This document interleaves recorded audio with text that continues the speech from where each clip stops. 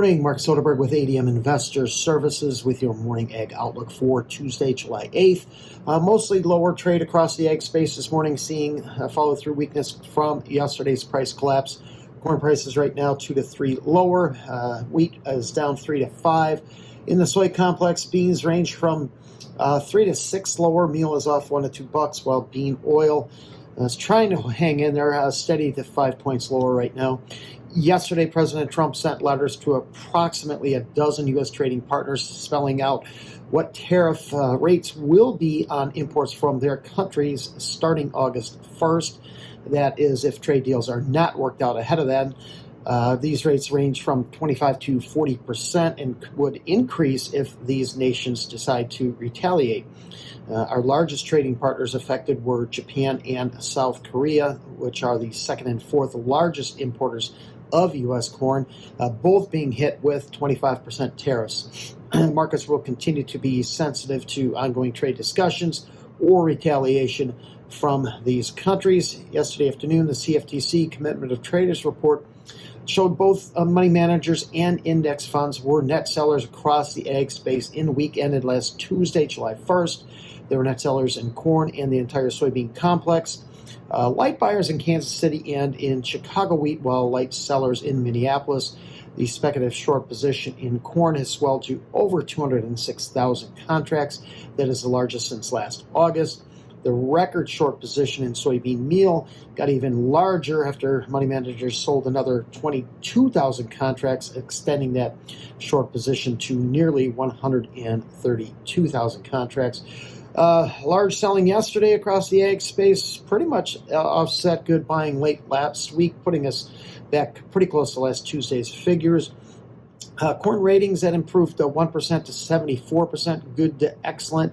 Highest ratings now since 2016. 18% of the crop is silking, in line with the historical averages. Bean ratings held steady at 66%, good to excellent. There was a 1% shift from good to excellent. Ratings did improve in 12 states, declined in 5, while holding steady in 1. 32% of the crop is blooming, while 8% is setting pods. Winter wheat conditions, probably the last report of the year, they did hold steady at 48%, good to excellent. Harvest is advanced to 53% complete. Spring wheat ratings, they slipped 3% to 50% good to excellent, while expectations were for little change there. I'll have my wheat production estimates later this morning ahead of Friday's USDA updates, looking slightly lower just simply based on the lower harvested acreage data from late last month. I do not expect the USDA to change either their corn or soybean yields this month, holding at 181 and 52.5 bushels per acre respectively. Production estimates likely to be slightly lower for both, simply based on the lower acres here as well. And with U.S. weather remaining favorable, would expect higher yields in future reports. For corn, I've got old crop ending stocks down 25 million bushels to 1.34 billion, slightly higher exports, partially offset by lower feed usage. Little change in the new crop ending stocks, however, at the lower carry and lower production, offset by lower exports due to bigger crop estimates coming out of Brazil. I would expect the USDA to ultimately raise their forecast to about 140 million metric tons, up from 130. Recall, there are some private estimates as big as 150 million metric tons out of Brazil.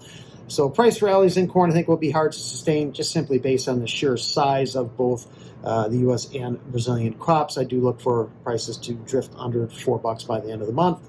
Beans trying to hold above last week's lows.